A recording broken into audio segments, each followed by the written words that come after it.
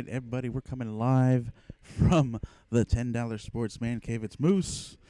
Moving over to the couch. Bucs game is on. We have it first and second and 4 from the 5, it looks like. And Rojo. Oh, perfect timing for red zone. Rojo. I was getting panicked there. 28 points in the first half against the Rams. I will take that any day.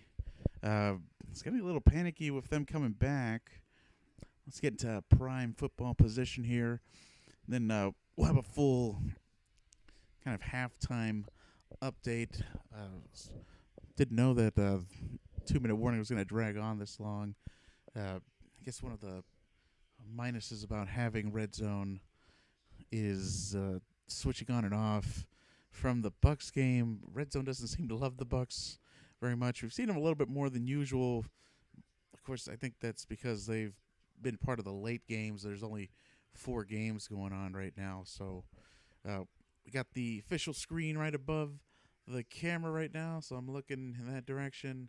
We got Bears and Vikings, kind of a $10 sports update, if you will. Not a great day gambling.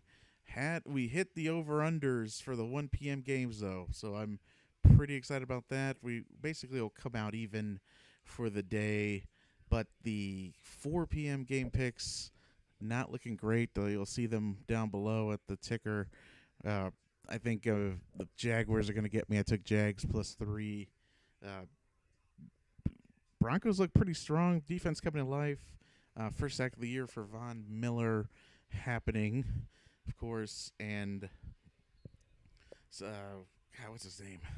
Former quarterback for the Ravens. I'm having a brain fart right now. Definitely doing the Brews part of our Balls, Bros, and Brews, or Balls, Brews, and Bros, if you will.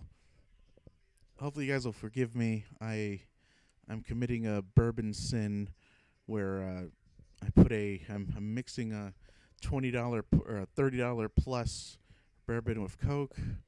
I know that's a sin, but my mixing bourbons are totally out right now. No more Jack for Tennessee whiskey.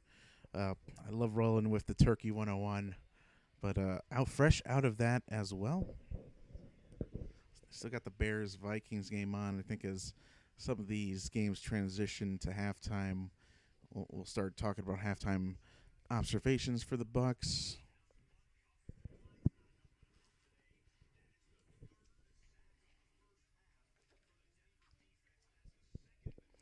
And kind of to recap of the 1 p.m. games, really unexpected results, I would say.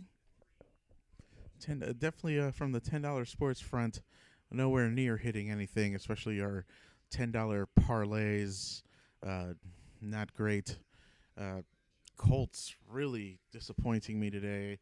Jacoby Brissett didn't have a bad game, I guess. He had a couple key plays, a pick 6 that really made the difference and really put them out of range. But Indianapolis defense really didn't show up for most of that game. I don't know what happened. Either that or maybe the Raiders are playing desperate for once, with Chucky leading the way over there, John Gruden. They look like a different team today. Josh Jacobs had a good day on the ground as well. We talked about him a little bit in fantasy. The Bucs game's back on. Rams are charging down the field, taking a timeout. 18 seconds left. They're at about midfield. I haven't looked at Mike's fantasy team. I know in one of my other leagues, I was the guy that was playing against Bradley Chubb. And I think it was Bradley Chubb in my Notre Dame league, playing against Gleason. I think he had Bradley Chubb, and he had 2 other guys that were over 30 points. And, that's all she wrote for that game.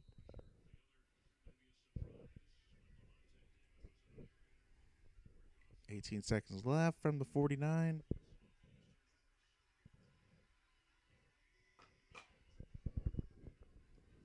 Let's see if we can close out the half.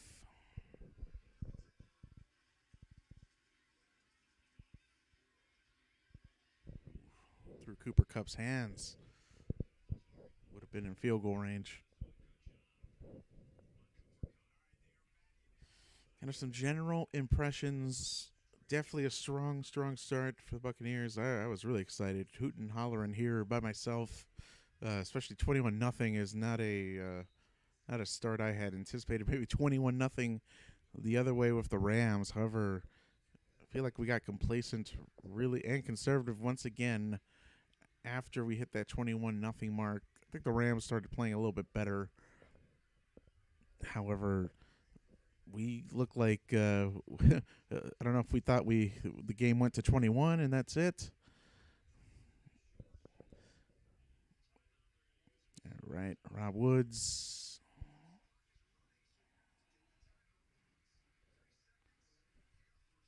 I don't know if we have any Bears fans out there. I don't know if we're rejoicing that Mitchell Trubisky's out for the rest of the game, or sad that he's out and your backup is Chase Daniel, who's I've seen him on the ground multiple times already.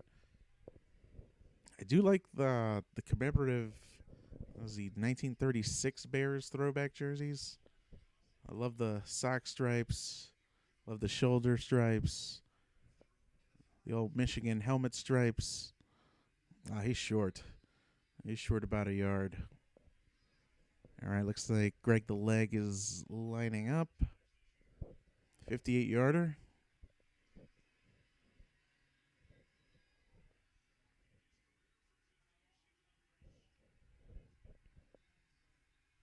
Oh, he's going to nail it. God, Greg the Leg, you are ridiculous. Still a two-score game. No big deal. Unbelievable halftime, though. Score 28-17. That break hit the over already. I think 45. I think the over was like at 50. Another great kick by Greg the Leg. 58-yarder, basically to close out the half for the Buccaneers. Really excited. I found a use for my my microphone for Rock Band. I haven't dusted off Rock Band in quite a bit. Honestly, I haven't played Xbox in quite a while. But remembered I had an extra USB off of the computer. Needed a microphone that made it all the way here to the Man Cave couch. And we have our Rock Band microphone.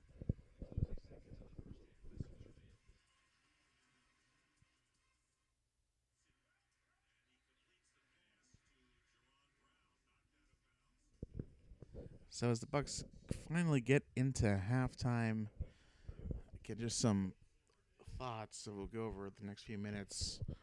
We'll probably go off live, and as we get into fourth quarter, we'll probably come back in for final game reactions. Hoping to have Bucking Hangover for you tomorrow night. If we get lucky, maybe tonight, depending on Mike's schedule. I know he's preparing for a vacation, so I'm hoping to get him on cam either tonight or tomorrow before he leaves, so we get Bucking Hangover, formal Bucking Hangover episode 4 out for you guys. Yeah, Bucs officially into halftime. What a half. 28-17. That is not anywhere near what we expected. They have looked great at times. Again, that period where we allowed the Rams to come back, 14 points. You know, a little bit of complacency. I don't know if we hit that moral victory part of the winning or the playing experience, where I think the Rams just got their act together and are starting to wake up. But defense has looked phenomenal for the most part. Again, pressure from the line. Shaq Barrett basically forcing that interception that Levante David returned into the red zone right before we went up 21. Chris Godwin, I think, is near or over 100 yards for the first half, 2 touchdowns. And Peyton Barber had a great run. He's got Peyton Barber with 1 and Rojo Ronald Jones with the other one for your 4 touchdowns. Jameis has looked solid again. kind of what we talked about in episode 2 in the Panthers game. We don't need Jameis Winston to win us games right now. We just need him not to lose us games. Don't be a hero. Play your game and be as accurate as possible. And I think we finally saw some frustration. If you remember, I don't know if it was a second or third down play that I happened to catch where, again, Jameis Winston's accuracy is still a problem. Despite 28 points on the board, and he's responsible for 14 of those directly, I'm still concerned about the accuracy when, there's going to come a time where we're going to need him to make big plays.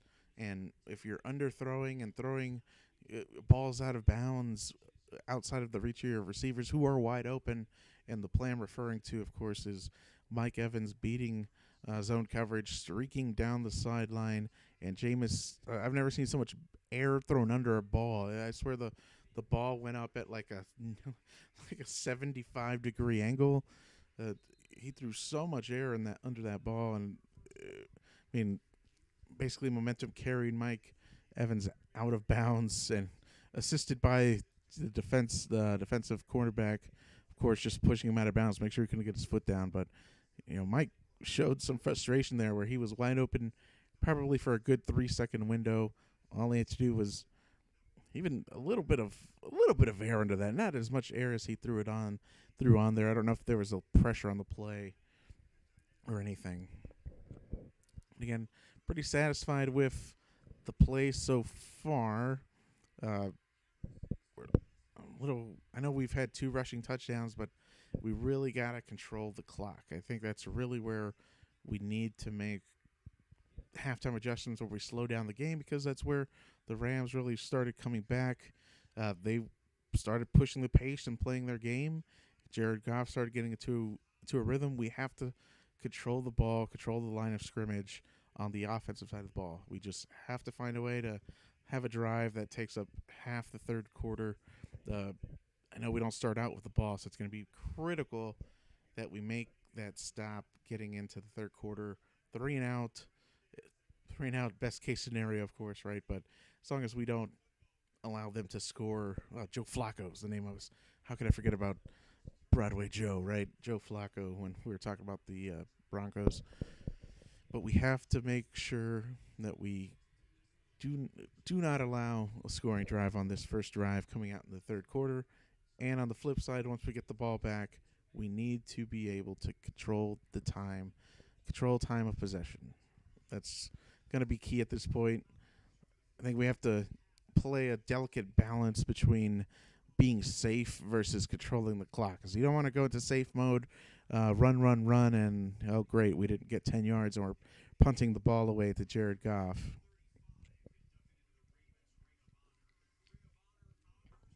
So some halftime activities here with Red Zone. They're showing Carson Palmer. I didn't know that. Ring of Honor in Arizona, so that's awesome for him. He's looking good and healthy.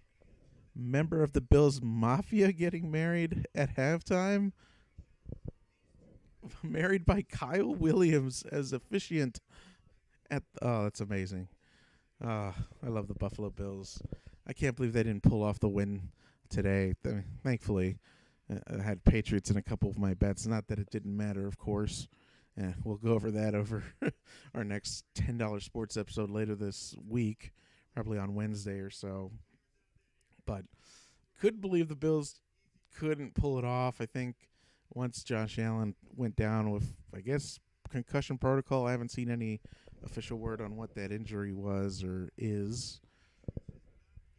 They just all the wind dropped out of those sails. Matt Barkley had a couple good plays, a couple good drives, but ultimately couldn't get the job done.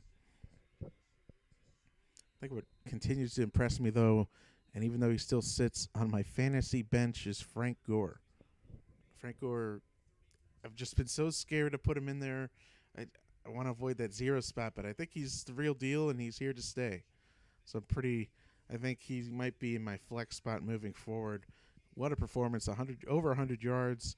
The 4th person all ever to hit 15,000 yards rushing. I mean, if that's not a Hall of Fame career, I don't know what else you want on the resume other than championships, I guess. Unfortunately, playing with the spending time with the 49ers, maybe not during their greatest times. I think he was with them back when they were making the playoffs with like Jeff Garcia, right? But definitely Alex Smith. It's a rough hand of cards there for Frank Gore. And then, of course, taking those talents for a little bit over to Indianapolis and now the Bills. So might have a decent shot to make the playoffs, though, this year with the Bills, the way they're playing. There's a touchdown for Jacksonville. That's what I wanted to see. Oh, no, please don't be holding.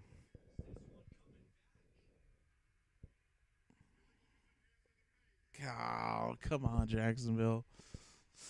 I'd really like for you to bring it within 3. I got Jacksonville plus 3. Come on.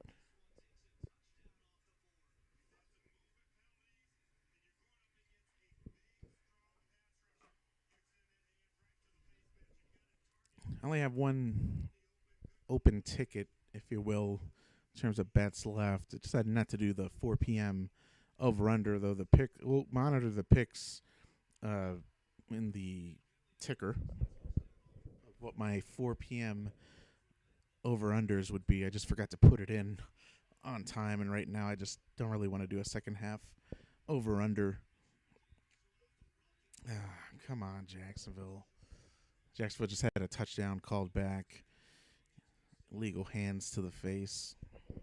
So you see our picks are dead with the Colts going down.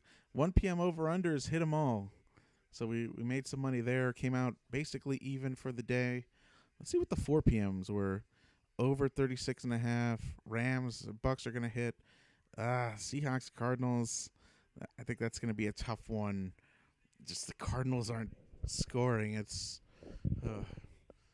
They're just not a good team. I don't know if the Kyler Murray, Cliff Kingsbury deal is going to work out for them.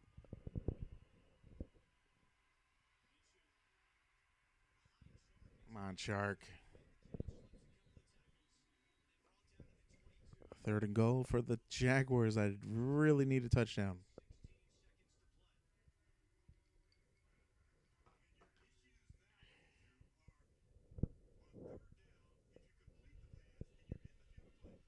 So now I was talking earlier about mixing bourbon and Coke. Probably one of my favorite drinks. Good whiskey Coke. Can't go wrong with that. Today, unfortunately, with no Jack and no turkey, I had to use what was left of my bullet bourbon, but the 10-year-old bullet bourbon. So that's usually in the $35-$40 range, and I hate mixing good bourbon with Coke. I couldn't drink it alone today. I just needed some Coke in there to balance it out. And then I had a Four Roses single barrel, which is one of my favorite uh, single barrel whiskeys or single barrel bourbons. I don't know if any Four Roses lovers out there. I've been mixing a little bit of that. I know, don't get mad at me. It's a $40 bottle. I needed some of the Coke. God damn it! Minshew's not looking great. So Jacksonville kick a field goal, 17-6.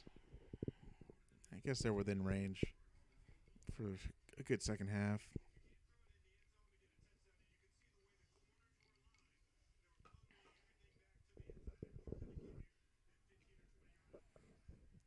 Pretty excited for the no animals interrupting us today.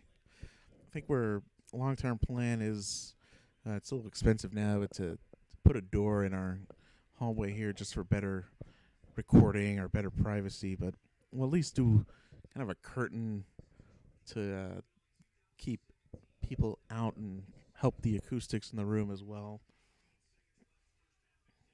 But I don't mind it. It's always good to keep it real, have the animals running around. It's not like I'm going to be a professional YouTuber anyway. Just do this as a little bit of a pastime. Wow, Cardinals Seahawks already halfway through the third. 20-3. That's destined not to hit the over for sure. I was hoping the Cardinals would have a little bit better of an offensive showing, but definitely not happening. I think the Vikings and Bears also don't look like they're going to hit the over, and I think I bought some points on that too. I bought like 1.5 points to bring it down just a little bit, and I don't even know if they'll get to 37 or 38.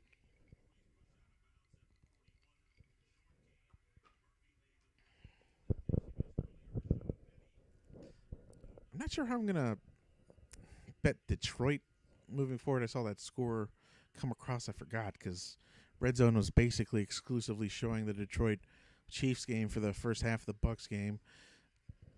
Couldn't. I mean, not surprised the Chiefs pulled it off. I guess, but secretly inside really wanted Detroit to pull it off and be undefeated.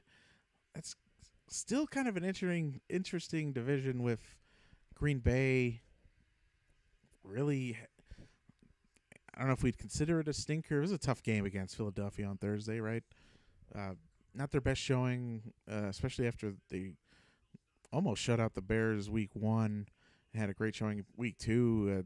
Defense took a step back for the Packers for sure. So I don't know where we stand. I think Minnesota kind of looks like the weak team now, though with the Bears losing Trubisky, I don't know where that puts them. Does it put the NFC North even more up for grabs? I don't know.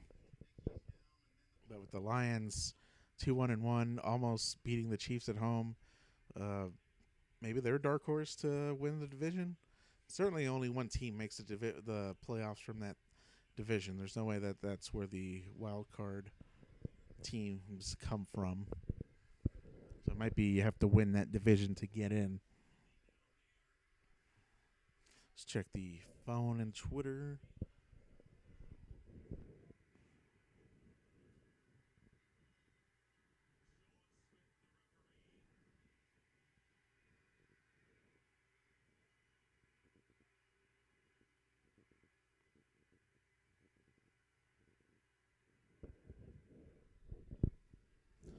I was looking at some of the Buccaneers Twitters I follow. Peter Report, always a trusted news source or blog. Go Bucs. Offense needs to keep it going. Definitely agree 100%. We need to keep the pedal on the metal. Might need 42 points to win this game. Yep, I would not disagree. Also, some sad news. I actually had read this maybe 30 minutes ago, but Jason Light's father passed away. Of course, Jason Light being the general manager for the Bucs, so a little bit of a sad time for at One Buccaneer Place. Best wishes to the Light family, of course.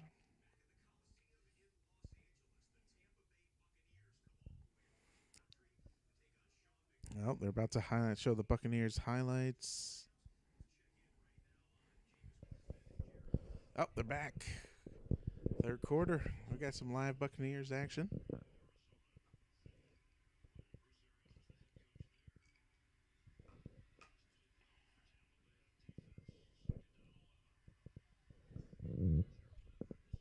Come on.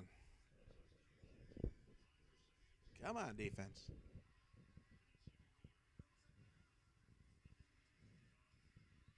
Screen. There we go. Tackled Gurley.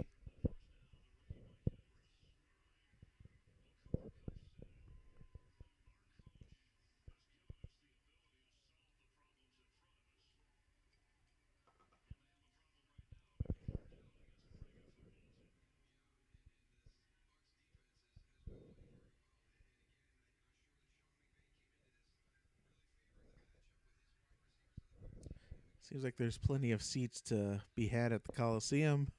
I guess it's kind of hard to sell out a 80 or 90,000 seat stadium, especially for the Bucs, who aren't usually the most popular draw in the NFL. You don't often circle the Buccaneers game these days on your opponent's calendar. Wow, I was stumbling so much on this field.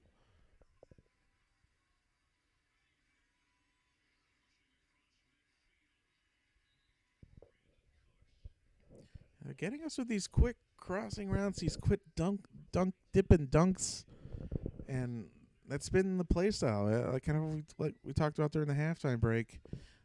They are trying to keep the pace up, and we are struggling with fast pace right now.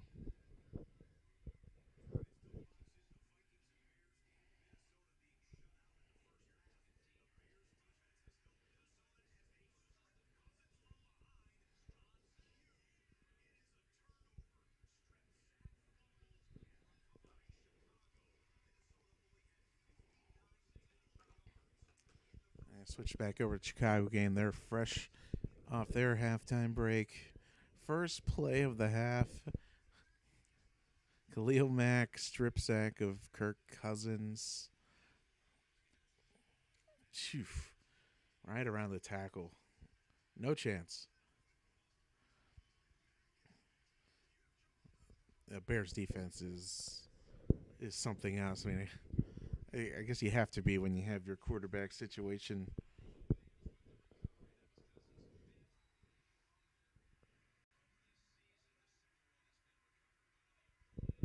Here comes Chase Daniel.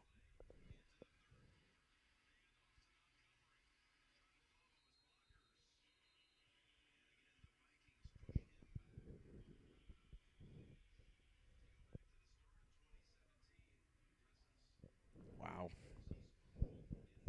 2.5 seasons, I guess. Kirk Cousins 27 fumbles. If you're not watching the Bears Vikings game, that is an unbelievable stat.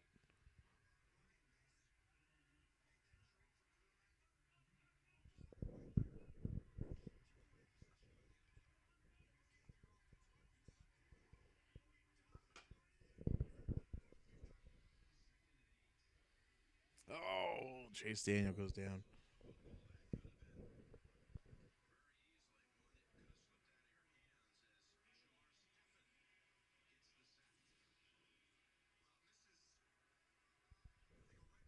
If you're out there on YouTube, give us a watch. Appreciate you, of course. Make sure you hit subscribe. We got great content coming up this week. Of course, Bucking Hangover later tonight or tomorrow, pending Emrod's availability. We'll have $10 sports probably Wednesday night as we get ready for week 5 of the NFL, week 6, I guess, of college football. Week 7, I don't even know what week they are.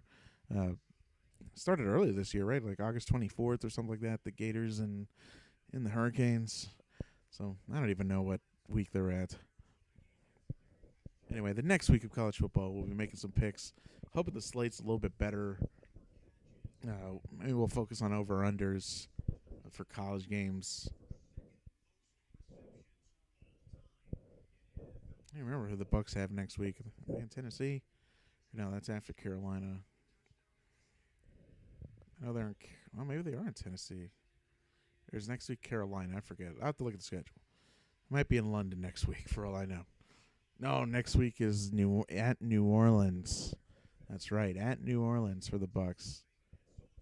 At New Orleans, then home for Carolina and London, and then guess bye week, and then Tennessee. I think Tennessee looked good today against the Falcons, so that's a toss up still. I think they can beat them. Got to control Derrick Henry. There, defense. Bucs game is back. 3rd and 10. Come on.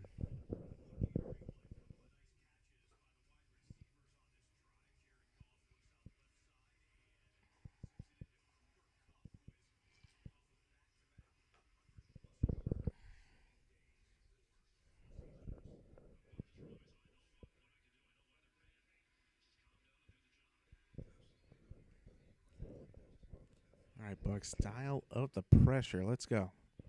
2 for 5 on 3rd down for Jared Goff on completions.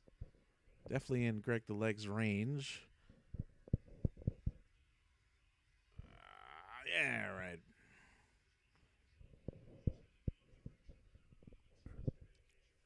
Should be a field goal make here for 28-20.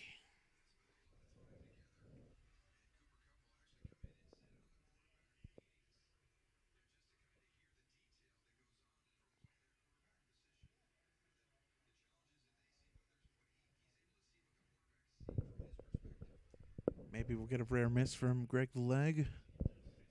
Probably not. 45-yarder. Shouldn't be a problem. Yeah, of course.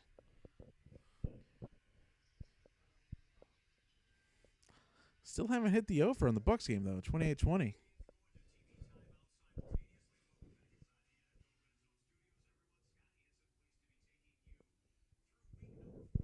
Scott Hansen with NFL Red Zone. You have your own Twitter. You will be hearing from me. I don't respect the Bucs get on Red Zone. They're always like fourth tier team to show their action. Showing highlights of the Browns Ravens game. That game definitely went not in the direction I thought that would go. Browns defense came to play. Nick Chubb, 88-yard rush. Was it they? Browns have the two longest plays from scrimmage this season, passing and rushing. So 88-yarder Nick Chubb, and then was it Odell Beckham week 1, 86-yarder against the Jets. Gosh, I still can't believe the Patriots pulled it off against the Bills. Didn't even cover. You're going to win, cover.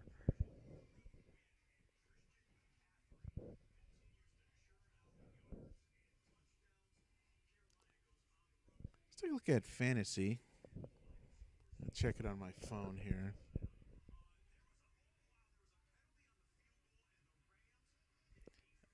Penalty on the field, roughing the kicker, apparently. What? All right, come on, Bucs. Roughing the kicker.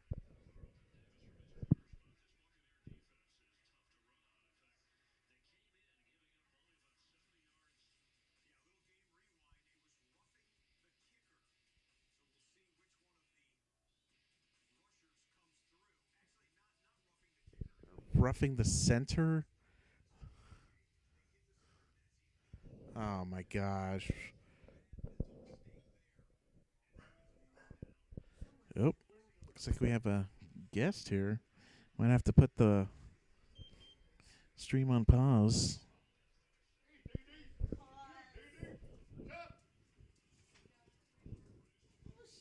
Doesn't matter. The in-laws are here.